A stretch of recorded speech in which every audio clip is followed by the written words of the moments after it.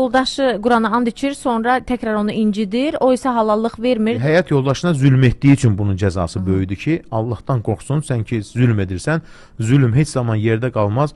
Allah qorusun, o bəddua etməsə belə, Allah bu zülmə görə səndən intiqam alır. Bunu edən insan düşünsün ki, bir gün Allah dərgahına gedəndə Allah Teala bu əmanətdən səndən sual soruşacaq. Buyurur Peyğəmbərimiz, həyat yoldaşlarınız deyir, Allahın əmanəti ilə aldınız.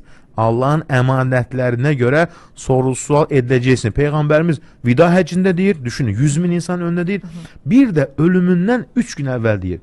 O qədər önəmlidir ki, Peyğəmbərimiz ölüm döşəyində, sonra çıxır məscidinə, insanlara namazı qılın, filan edin, bütün nəsihətlərini verir, bilirsə bir də nə deyir bir də?